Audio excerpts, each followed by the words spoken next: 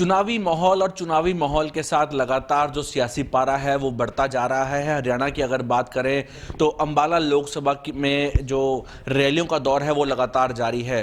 अंबाला लोकसभा में कल जो है यमुनानगर विधानसभा में नायब सिंह सैनी ने जनसभा करी और इसके बाद 3 तारीख को जगाधरी में एक जनसभा जो है करेंगे और 9 तारीख को सडोरा में भी एक जनसभा सीएम नायब सिंह सैनी करेंगे। हमारे साथ इस समय मौजूद हैं कांग्रेस से विधायक रेणु बाला। इनसे जान लेते हैं मैम, रैलियों का दौर शुरू हो चुका है, कांग्रेस की क्या तैयारियां हैं क्योंकि बीजेपी तो फुल एक्टिव मोड में नजर आ रही है। देखिए, जैसा कि सभी को पता है कि लोकतंत्र जो है चुनाव का पर्व है और ये पर्व शुरू हो चुका है। जैसा कि हम सभी जानते हैं कि लोकसभा में जो भी 10 की 10 सीटें हैं सब पे चुनाव होना है और कांग्रेस पार्टी की पूर्ण रूप से तैयारी है चुनाव लड़ने के लिए।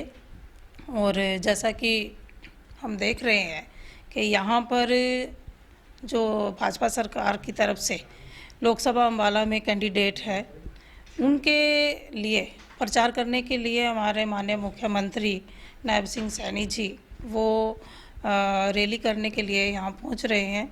उन्होंने लोकसभा अम्बाला यानी कि ज़िला यमुनानगर के 3 रैलियाँ उन्होंने यहाँ पे करनी है। एक रैली कल हो चुकी है, 3 को भी है और 9 को भी है।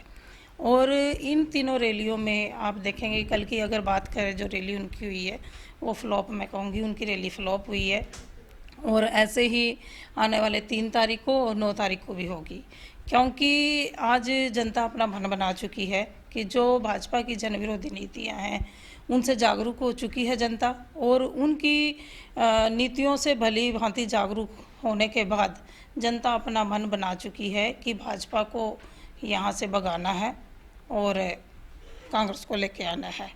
क्योंकि मैं ये कहना चाहूँगी कि और अगर बात करें कैंडिडेट की, और जो यहाँ से हमारे पहले सांसद रह चुके माननीय हमारे स्वर्गीय रतनलाल कटारिया जी रहे, अब उनकी धर्मपत्नी यहाँ से बंतो जी को कैंडिडेट बनाया गया है भाजपा की तरफ से।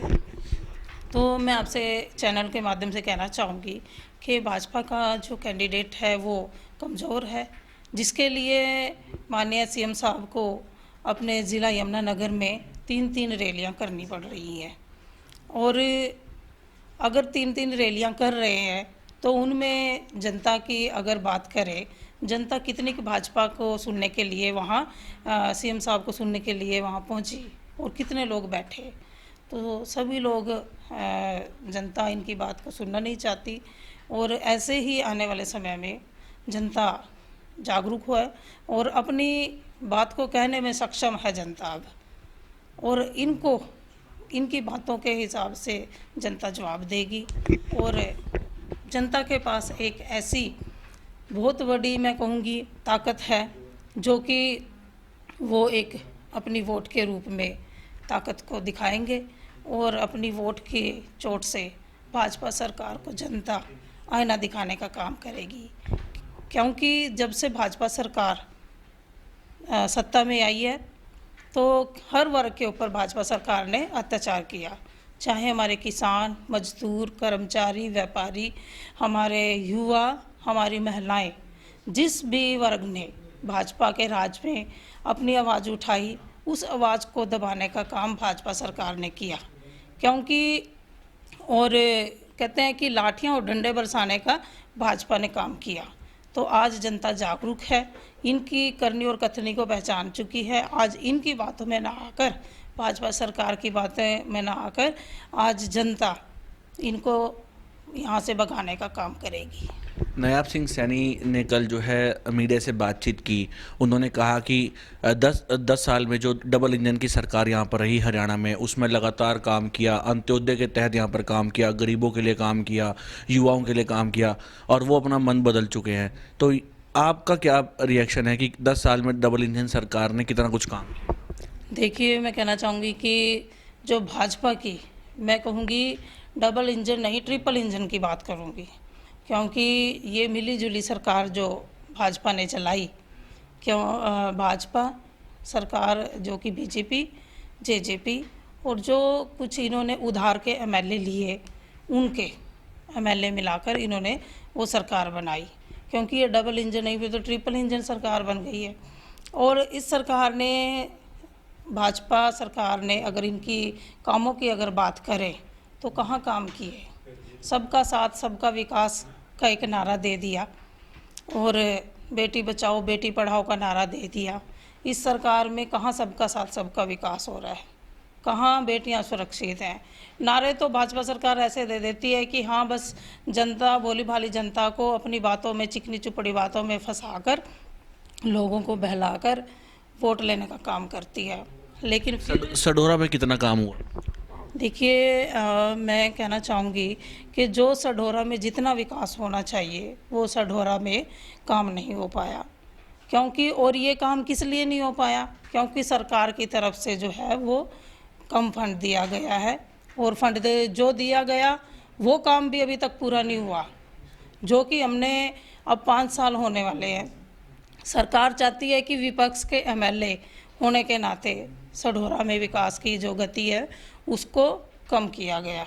मुख्यमंत्री ने घोषणाएं भी की थी सडोरा जब आए थे पूर्व मुख्यमंत्री मनोहर लाल, क्या वो काम पूरे हो पाए? बिल्कुल भी नहीं। जो हमारे पूर्व मुख्यमंत्री माननीय मनोहर लाल जी खट्टर मुख्यमंत्री रहे और जो भी यहाँ सढौरा में आए, 2016 की मैं अगर बात करूँ, वहाँ उन्होंने घोषणा की थी हमारे सढौरा हॉस्पिटल को अपग्रेड करने की, तो वो घोषणा भी आज तक पूरी नहीं हो पाई।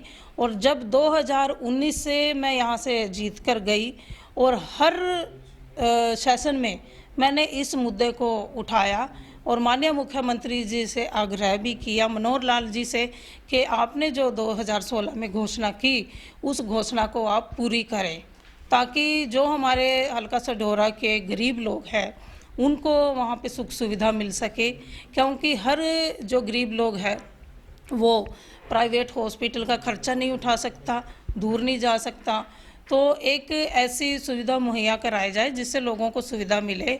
और रही बात वहाँ पे डॉक्टरों की, डॉक्टर के लिए भी मैंने मुख्यमंत्री जी से और हमारे स्वास्थ्य मंत्री जी जो अनिल विज जी थे उनसे भी मैंने रिक्वेस्ट की। एक बार हम लोग उनके पास गए भी स्पेशली कि यहाँ पर डॉक्टर को भेजा जाए, तो डॉक्टरों की भी कमी है। एक जो महिलाओं की डॉक्टर है उसका मुद्दा भी हर बार मैं हॉस्पिटल में बोलती हूँ कि एक लेडी डॉक्टर जो है यहाँ पर रखी जाए, जिससे हमारी बहन और बेटियाँ जो भी किसी भी तकलीफ़ में हो उनको उस डॉक्टर के द्वारा सुविधा मिल सके। लेकिन आज तक भी ना वो हॉस्पिटल अपग्रेड हुआ और ना ही कोई डॉक्टर वहाँ पे पहुँचाया गया, दिया गया, ताकि लोगों को इलाज में राहत मिल सके।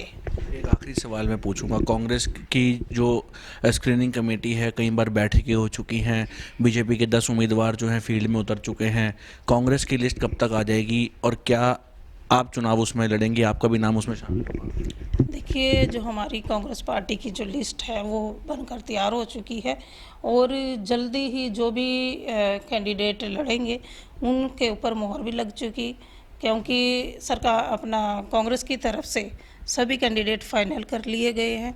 और रही बात चुनाव लड़ने की, हमारा यहाँ से अम्बाला लोकसभा में बहन कुमारी शैलजा जी हमारी बड़ी बहन है, हमारी नेता भी हैं, वो यहाँ से चुनाव लड़ चुकी हैं, पहले भी मंत्री रही हैं, यहाँ से चुनाव लड़ के जीत कर गई हैं।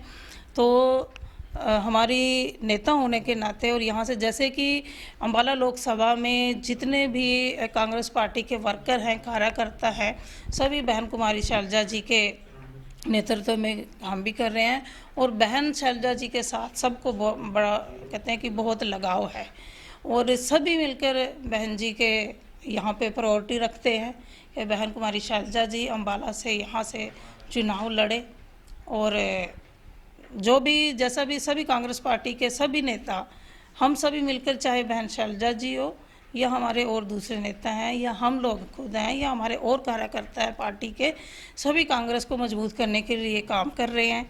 और जो भी पार्टी का आदेश होता है किसी भी नेता के लिए, किसी भी वर्कर के लिए, उस पार्टी के आदेश को हर कार्यकर्ता, हर नेता उसको मानता है और वो पार्टी का आदेश को मानकर उसके लिए काम करते हैं और पार्टी को मजबूत करने का काम करते हैं। धन्यवाद बात करने के लिए। के लिए। तो ये थे विधायक कांग्रेस के छडोरा से रेणु बाला, जिन्होंने कहा कि जो लिस्ट है वो बहुत ही जल्दी जो है आ जाएगी, और जो प्रत्याशी है उनका जो मंथन है वो यहाँ पर स्क्रीनिंग कमेटी की तरफ से कर लिया गया है, और जल्द ही जो है 10 की 10 सीटों पर जो है 9 सीटों पर, क्योंकि एक जो सीट है वो कुरुक्षेत्र की इंडिया गठबंधन जो है आम आदमी पार्टी के पास है, तो 9 सीटों पर जल्द ही जो है नामों की घोषणा हो जाएगी। साथ ही उन्होंने जो है भाजपा की जो रैलियाँ अम्बाला लोकसभा में हो रही है उस पर भी यहाँ पर कटाक्ष करते हुए कई सवाल यहाँ पर खड़े किए हैं। कैमरामैन राजकुमार के साथ राहुल सहजवानी, सिटी लाइव हरियाणा।